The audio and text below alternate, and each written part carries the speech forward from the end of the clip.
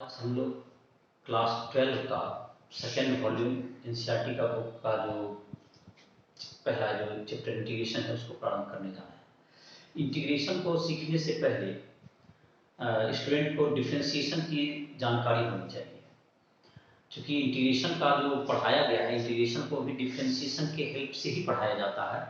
तो इंटीग्रेशन अगर आप पढ़ रहे हैं तो डिफरेंशिएशन आना चाहिए। तो जैसे कि इंटीग्रेशन को हम लोग कहते हैं डिफरेंशिएशन का इन्वर्स प्रोसेस के रूप में भी कहा जाता है, उसी के रूप में पढ़ेंगे। ऐसे इंटीग्रेशन का एक डिफिनेशन है जैसे लिमिट ऑफ सम, जो कि आगे पढ़ाई होगी। तो पहले अभी हम लोग करेंगे जैसे कि इंटीग्रेशन को हम लोग एक डिफरेंशिएशन देखें, d by d x what equals to cos x. तो इसका जवाब होगा कि यहाँ पर जो अगर फिलअप करें हम लोग साइन एक्स कर सकते हैं। तो साइन एक्स का डिफरेंशिएशन क्या होता है? Cos x. तो इसको जो है तो इसका ये रिवर्स प्रोसेस है, मतलब कि इसका कॉस एक्स का इंटीग्रेशन करेंगे तो इसका आंसर आ जाएगा साइन एक्स। तो इसको इस ढंग से लिखते हैं, ये dx जो यहाँ डिवाइड में है इसको इधर मल्टीप्लाई करके लिखा सकता है। तो I can write d sin x equals to cos x dx. Now this differentiation becomes integration.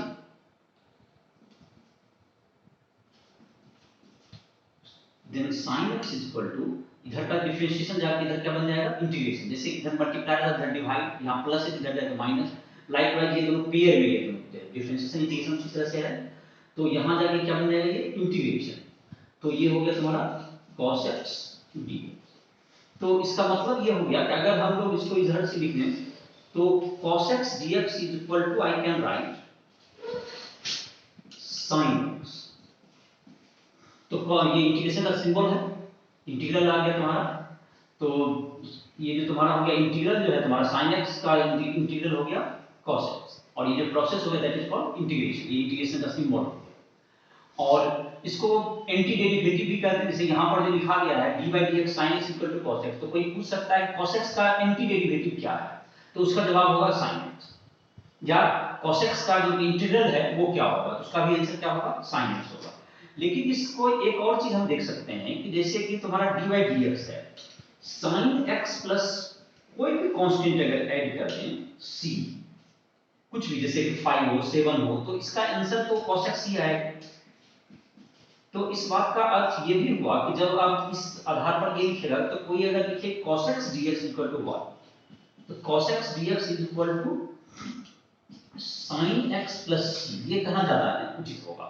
तो इसका मतलब है कि यहाँ पर इंटीग्रेशन जब करते हैं हम लोग, इसको इंडिफिनिट इंटीग्रल कहा जाता है, बिकॉज इसमें जो कांस्टेंट cx का वैल्यू का डिटरमिनेशन नहीं हो पाता, इसका वैल्यू नहीं निकल पाता, इसलिए हम लोग इंडिफिनिट इंटीग्रल के रूप में इसको जानते हैं। और c ये क्या है? यहाँ पर कांस्टेंट है।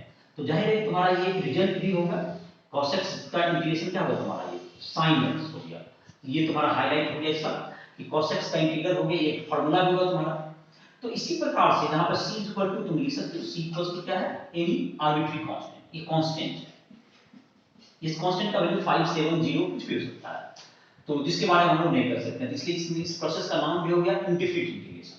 तो इसी प्रकार कोई दूसरा भी डिफरेंशिएशन जिसका हम लोग जानते होंगे, तो उसको भी इन्वर्स करके हम लोग इंटीग्रल का फार्मूला बना सकते हैं। जैसे एक हम लोग फार्मूला बना सकते हैं 10x का। देखिए 10x का डिफरेंशिएशन क्या होता है? याद होगा कि 10x का डिफरेंशिएशन जो पढ़ा होगा तो that is sec square x होता है। तो जाहिर है कि इसको जब हम लोग रिवर्स करेंगे, इन्वर्स करेंगे, तो हम लोग क्या पाएंगे? Integration sec square x dx equals to 10x plus c।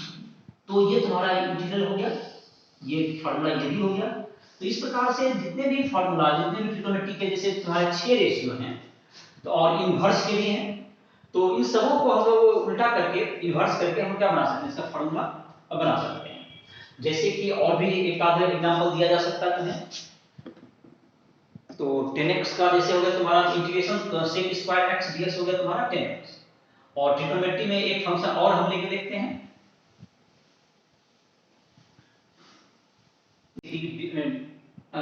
Differentiation हम लोग को याद होगा कि cosec x का डिफरेंशिएशन क्या होता है? cosec x is equal to minus cosec x into cot x, minus cosec x into cot x। तो अगर हम इसको ले जाते हैं तो इससे फार्मूला क्या बन जाएगा, integration cosec x dx equal to what, integration of cosec x into cot x into dx is equal to क्या हो जाएगा, ये माइनस इधर आ जाएगा तो that is equal to minus cosec x plus c equal to क्या होगा, minus cosec x plus c। ये भी एक रिजल्ट के रूप में प्रयोग कर सकते हो इसका। तो इस तरह से जितने भी फार्मूलाज हैं हम लोग उसको रिवर्स कर सकते हैं। तो cosec x का हो गया, इसी प्रकार हो जाता है तुम्हारा हो जाएगा अगर हम उल्टा करें जैसे कि sec स्क्वायर x का 10x था, तो इसी प्रकार cot स्क्वायर x का क्या हो जाएगा तुम्हारा, तो याद करो कि cosec स्क्वायर cot x का क्या होता है cosec स्क्वायर x, तो cosec स्क्वायर x का क्या हो जाएगा तुम्हारा, cosec स्क्वायर x का क्या हो जाएगा तुम्हारा, cot x का डिफरेंशिएशन होता था minus cosec square x, cosec square x का इंटीग्रेशन हो जाएगा माइनस cot x। तो कुछ मैं लिस्ट भी तैयार कर देता हूं तुम्हारा, minus cot x plus c हो गया। तो ये हो गया तुम्हारा फार्मूला जिससे तुमको याद भी होगा कुछ। दूसरा फार्मूला का याद करो, cos x sin x का डिफरेंस cos x का डिफरेंस क्या होता है sin x minus sin x, तो sin x का इंटीग्रेशन क्या हो जाएगा तुम्हारा, that's equals to minus cos x plus c। और तुम्हारा जैसे कि हो गया तुम्हारा 10x का sec x का हो गया, तुमको integration sec x into 10x का हो गया sec x हो जाएगा, integration sec x into 10x dx का क्या होगा तुम्हारा sec x plus c हो जाएगा। इसी प्रकार तुमको कुछ और जैसे कि ट्रिग्नोमेट्री का इनवर्स का कुछ याद करो, sin इनवर्स x का डिफरेंशिएशन होता है तुम्हें 1/√1 माइनस x स्क्वायर, इसका इंटीग्रेशन क्या हो जाएगा तुम्हारा, that's equals to sin inverse x plus c। Likewise dx by 1 plus x square करें तो इसका होता है तुमको tan इनवर्स x का डिफरेंशिएशन याद होगा तो देखिए 1/1 plus x स्क्वायर होता है, इसका इंटीग्रेशन हो गया tan इनवर्स x। एक और इंटीग्रेशन जो ट्रिग्नोमेट्री में ले सकते हो, तो dy dx जैसे sec स्क्वायर x का तुम्हारा sec इनवर्स x का डिफरेंशिएशन होता है तुम्हारा x under root x square minus 1।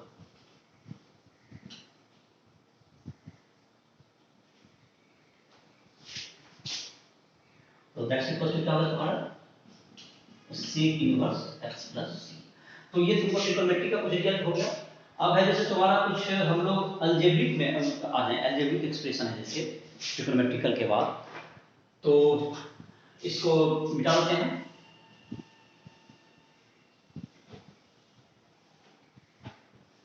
Algebraic expression में जैसे कि अब हम लोग इंटर करें तो सबसे पहले जो एक्सप्रेशन आता है तुम्हारा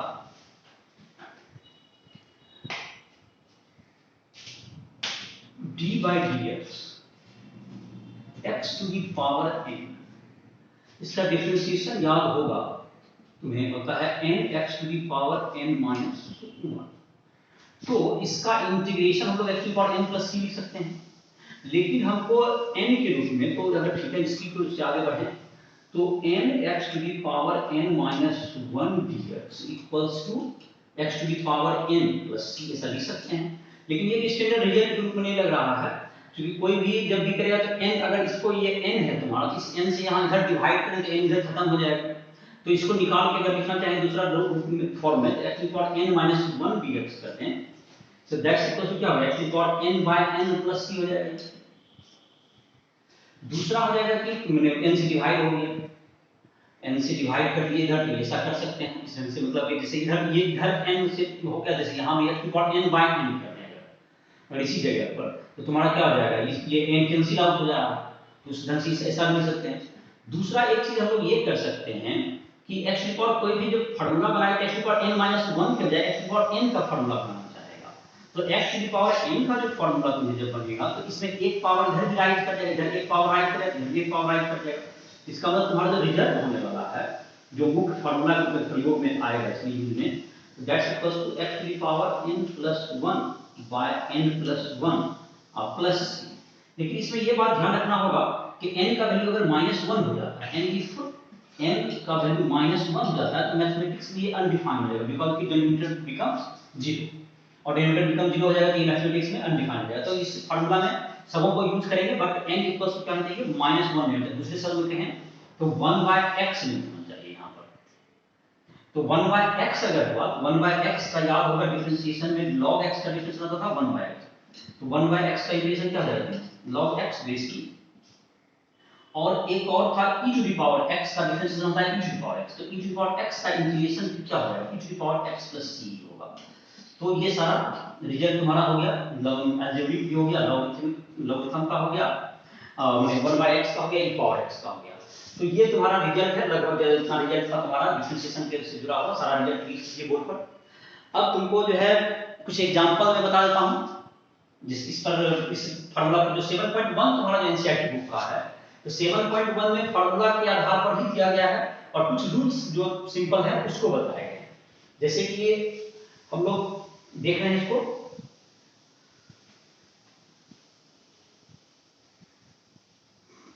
जहां जरूरत हो वीडियो को पॉज करके लिख सकते हो इसका फार्मूला वगैरह को, अगर जल्दी मिट गया हो, नहीं लिख पाया हो तो उसको पॉज करके वीडियो को लिख लो। तो ये है तुम्हारा। अब हम लोग बात करते हैं डिफरेंशिएशन का। जैसे कि तुम्हारा था डिफरेंशिएट हम लोग करते थे, तो कुछ रूल्स था कि हम लोग अलग अलग कर सकते हैं, या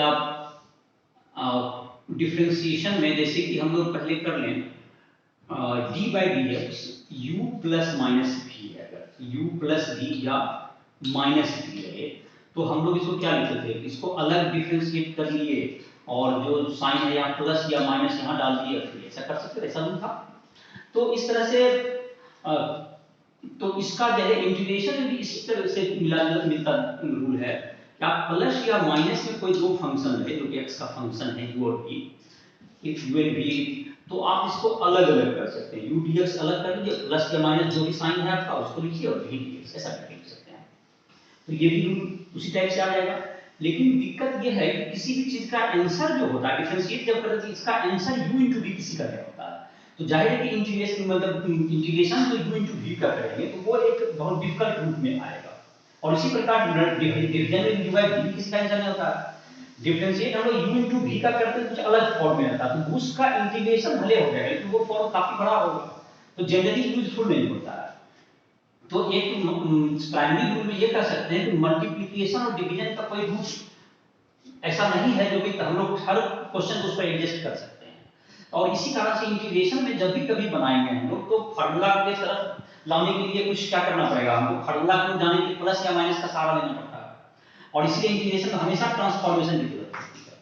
आपके पास मल्टीप्लाई और डिवीजन का कोई सटीक रूल नहीं होता जो कि हर क्वेश्चन में क्या हो जाएगा, अप्लाई हो जाए, और इस कारण से मल्टीप्लिकेशन और डिवीजन के समय में उसको प्लस माइनस में हमेशा ट्रांसफॉर्म करने का जरूरत इंटीग्रेशन पड़ता है, जिससे कि वो फार्मूला यूज क्या कर सकें, हम लोग यूज कर सकें। तो एक तो ये हो गया। दूसरा है कि हम लोग डिफरेंशिएशन में याद करें तो डिफरेंशिएशन ऑफ में सम कांस्टेंट इनटू एक x का फंक्शन u है, तो इसका डिफरेंशिएशन होता है k into du by dx। तो जाहिर है कि इंटीग्रेशन में भी अगर तुम्हारा कोई कांस्टेंट हो k into u into dx, जाहिर है कि जहां भी कांस्टेंट क्या आ जाएगा तुम्हारा बाहर आ जाएगा, where k equal to constant, where k equal to constant. तो ये भी तुम्हारा क्या होगा, एक रूल्स के रूप में हुआ। तो इतने इंटीग्रेशन के रूल्स हैं। और मल्टीप्लाई डिवीजन का मैंने कहा कि जब आपको जब भी है ट्रांसफॉर्म करना होगा जिससे कि फार्मूला पर एडजस्ट हो सके। कुछ मैं सिंपल एग्जांपल दे देता हूं, कुछ एग्जांपल्स मैं इसमें बनाता हूं जिससे कि तुम्हें मदद मिलेगी कुछ सीखने में।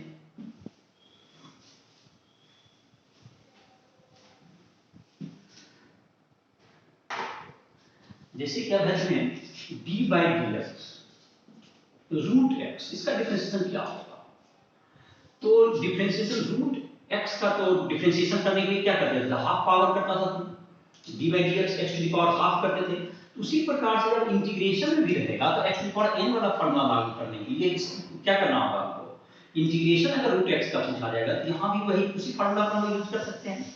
तो अब हम लोग इंटीग्रेशन को का देखते हैं, एग्जांपल देते हैं डिफरेंशिएशन को। अब हम लोग जितना सारा फार्मूला है बार-बार अभी डिफरेंशिएशन का जिक्र नहीं करेंगे। अब हम लोग को जो भी फार्मूला होंगे सबको इंटीग्रेशन के रूप में ही लिखना है और उसी के रूप में याद करना होगा।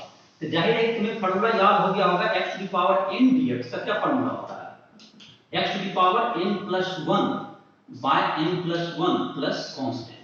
तो जाहिर है कि रूट x का इंटीग्रेशन क्या होगा अगर कोई पूछे, तो इस फार्मूला पर हम लोग इसका एडजस्ट कर सकते हैं। इस फार्मूला पर क्या हो जाएगा, इसको एक रूट को हम लोग स्क्वायर रूट है तो that's equal to half power x पर हाफ प्लस dx, और x पर n वाला फार्मूला यूज करते हैं, इंटीग्रेशन साइन खत्म हो जाएगा, तो दैट्स इक्वल टू क्या होगा, x to the power half plus 1 by क्या होगा, हाफ प्लस 1 प्लस कांस्टेंट, तो दैट्स इक्वल टू क्या होगा 2/3 x to the power 3/2 plus c constant को, ये आंसर होगा हमारा। तो ये जो तुम्हारा हो गया, ये इंटीग्रेशन का क्या हो गया, रूट x का इंटीग्रेशन बन गया। अब जैसे अलजेब्रिक में ही दिया गया दूसरा क्वेश्चन में कि 2x plus 5 by x square dx, अगर ऐसा क्वेश्चन, इसको इंटीग्रेट करना है i प्लस, तो इसको इंटीग्रेट करना, तो अभी तो मैंने जो चर्चा किया तो मैंने तो डिवाइड और मल्टीप्लाई का कोई रूल नहीं है, उस टाइम से तुम सब सभी में लागू होगा ऐसा कुछ नहीं है। तो आप जब भी कीजिए डिवाइड मल्टीप्लाई को प्लस माइनस में अलग-अलग करने की क्या कर सकते हैं, इसको प्लस माइनस करेंगे, इसको हम लोग इसको अलग-अलग ब्रेक करते हैं, इसको हम लिखते हैं 2x by x square plus 5 by x square, plus minus की उदाहरण भेज दीजिए, और ये होगा तुम्हारा इनटू dx। अब क्या कर सकते हैं, इंटीग्रेशन का एक रूल बता रहे थे कि हम इसको अलग-अलग इंटीग्रेशन बांट सकते हैं, इसको अलग b को अलग, जो रूल होता है। तो हमारा क्या जाएगा, 2x बाय x स्क्वायर अलग हो गया dx, और प्लस क्या होगा 5 बाय x स्क्वायर अलग हो गया। तो अब क्या आ जाएगा तुम्हारा, इसको इधर लिख देते हैं, दैट्स इक्वल टू क्या हो जाएगा तुमको 2x बाय x स्क्वायर, यहां देखें 2x बाय x स्क्वायर क्या लिखेंगे, तो ये 2 तो तुम्हारा बाहर आ सकता है इंटीग्रेशन पे, ये 2 क्या आ जाएगा तुम्हारा इंटीग्रेशन क्या आ गया, 2 आ गया बाहर, 2 और x बाय x स्क्वायर को कट के क्या लिख सकता है 1 बाय x हो जाएगा, और प्लस 5 बाहर आ गया, और इसको लिखते हैं x टू द पावर -2 और dx, तो कांस्टेंट बाहर आ गया तुम्हारा, और ये तो log इसका याद होगा इंटीग्रेशन का क्या हो जाता है तुम्हारा log x होता है, तो ये तो फार्मूला में क्या आ गया तुम्हारा log x आ गया, और ये प्लस 5 है, और ये x to the power n वाले फार्मूला पे एडजस्ट हो जाएगा x to the power -2 plus 1 by -2 plus 1 plus c, तो that's your answer will be 2 log x minus हो गया ये 5 और x to the power -1, x to the power -1 को 1 बाय x लिख सकते हो -5 बाय x प्लस c। तो चाहे डिवाइड को क्या करते हैं प्लस माइनस करके, या माइनस भी होता तो भी यही काम करते, बीच में सिर्फ चिन्ह किया जाता तुम्हारा, साइन जो है नेगेटिव किया जाता। तो ये तुम्हारा हो गया, और जैसे कि तुम्हारा और एक आध एग्जांपल बताएं ट्रिग्नोमेट्री, इससे पहले कुछ ट्रिग्नोमेट्री का भी एग्जांपल का बता देंगे, ट्रिग्नोमेट्रिकल फंक्शन का। तो सबका यही जो चैप्टर जो 7.1 में एनसीईआरटी में दिया हुआ है, तो उसमें सारा को फार्मूला पर ही एडजस्ट करना है। अब जैसे कि अलजेब्रिक एक्सप्रेशन में अगर ये देखें, जैसे है तुम्हें एक क्वेश्चन दें i equals to x³ plus 1 by x square minus x plus 1 dx, तो जाहिर है कि u बाई v नाम का कोई फार्मूला है नहीं, तो हमको कैसे कर सकते हैं, तो a³ प्लस b³ का फैक्टर अगर याद होगा, a³ plus b³ equal to होता है a plus b into a square minus ab plus 1। तो अगर हम देख रहे हैं इसको, इसके a³ प्लस b³ है, तो ये टर्म कट के मेरा कैंसिल हो जाता, तो जाहिर है कि इंटीग्रेशन भी हो जाएगा, a³ प्लस b³ का फार्मूला को एडजस्ट करके a प्लस b इंटू क्या होगा a स्क्वायर माइनस ab मतलब x into 1 plus b square by क्या होगा तुम्हारा x square minus x plus 1 और dx। तो ये दोनों क्या होगा तुम्हारा कैंसिल आउट हो गया, a³ प्लस b³ का फार्मूला तुमको याद होगा, नहीं तो यहां पर फिर से लिखा भी जा सकता है, a³ प्लस b³ का नोट करो, a³ plus b³ equal to क्या है a plus b into a square minus ab plus b square. तो दैट्स इक्वल टू क्या निकलेगा तुम्हारा इंटीग्रेशन x प्लस 1 का इंटीग्रेशन हो गया, तो x dx अलग हो गया, अब प्लस क्या हो जाता है 1 dx मतलब dx, तो x dx का हो गया x to the power 2/2 1 plus 1/2, और 1 का हो गया तुम्हारा dx का x का डिफरेंशिएशन 1 होता है, 1 का इंटीग्रेशन क्या होता है x का डिफरेंशिएशन 1 होता है, 1 का इंटीग्रेशन x होता है, that's equal x plus c। तो ये तुम्हारा आंसर हो गया। इस ढंग से अलजेब्रा का कोई भी फार्मूला लग करके उसे सिंपलीफाई करना पड़ेगा, और तभी क्या करना होगा आपको, इस तरह का जो अलजेब्रिक एक्सप्रेशन कहीं फैक्टराइज करना पड़ सकता है, कहीं तुम्हें जैसे अभी फैक्टराइज करना पड़ गया इसको, या किसी को एलसीएम के रूप में लिखा हुआ तो उसको अलग अलग कीजिए प्लस माइनस के रूप में, आपका क्वेश्चन क्या होगा सॉल्व होगा। और दूसरा कुछ ट्रिग्नोमेट्रिकल फंक्शन का कुछ एक आध एग्जांपल देते हैं, जिसमें कि तुम्हारा ट्रिग्नोमेट्री का फार्मूला लागू करेंगे, जो हम लोग देखे थे इनवर्स का 3 फार्मूला था, और दूसरा 6 फार्मूला किसका था हमारा, 6 फार्मूला है हमारा ट्रिग्नोमेट्रिकल फंक्शन का, उल्टा करके डिफरेंशिएशन के आधार से लिखे थे। तो जैसे कि लिखते हैं हम लोग cos x by sin square x dx, ये क्वेश्चन है, इसको हम क्या कर सकते हैं। तो इस तरह का तो फार्मूला भी डायरेक्ट नहीं है, लेकिन हम इसको एडजस्ट करें धीरे धीरे, तो हम चाहे तो अपने फार्मूला के रिजल्ट तक पहुंच सकते हैं। तो देखते हैं कैसे किस फार्मूला तक पहुंचते हैं। cos x by इसको लिखते हैं sin x into sin x, इसलिए sin square x को, तो cos x by sin x को हम लोग cot x लिख सकते हैं, और 1 by sin x हम लोग क्या लिख सकते हैं, cosec x। तो हमारा जो पूरा रिजल्ट हो जाएगा cosec x into cot x into dx। तो जाहिर है देखो हमारा फार्मूला पर हमने ला दिया इसको, और इसका याद होगा कि cosec x का ये फार्मूला माइनस cosec x का ये हो गया तुम्हारा, माइनस भी यहाँ हो गया, प्लस ये एडजस्ट हो गया तुम्हारा। तो इस तरह से हमने क्या कर दिया, एक फार्मूला पर धीरे धीरे फार्मूला की तरफ जा करके इसको क्या कर दिया, हम सिंपलीफाई कर दिया। तो इसी तरह से तुमको जितना भी जो ट्रिग्नोमेट्री का जितना रिजल्ट है, जैसे sec square theta equal to 1 plus tan square theta, इसकी जहां जरूरत है उसका प्रयोग कीजिए।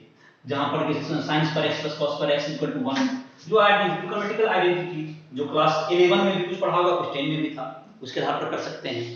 इसके बाद तुम लोग चाहो तो अब जो है एग्जांपल तुम 7.1 का एनसीईआरटी का एग्जांपल और उसका एक्सरसाइज बना सकते हो। इस एग्जांपल में भी जो जितने क्वेश्चन है पहले उसको सॉल्व कर लो, उसके बाद एक्सरसाइज को भी बनाओ, और इसके अगर एक्सरसाइज जहां भी दिक्कत हो, इसके इस मतलब जो जहां इतना हिंट मैंने किया, उसके बाद और भी एग्जांपल्स वगैरह में कहीं दिक्कत हो या एक्सरसाइज बनाने में, तो तुम हमको जो मेरे राइट ऐप पर आकर के तुम जो है उसमें लाइव क्लास भी ज्वाइन कर सकते हो, या उसमें जो तुम्हारा कहते हैं हर फिजिक्स केमिस्ट्री मैथ तीनों का तुम्हें जो है वीडियो भी मिल जाएगा, और तुम्हारे वीडियो के साथ साथ तुम्हारा क्या हो जाएगा, या उसमें सब सारे फिजिक्स केमिस्ट्री का तुम्हारा नोट्स भी उपलब्ध है, तो आकर के उस पर क्या कर सकते हो, ज्वाइन कर सकते हो।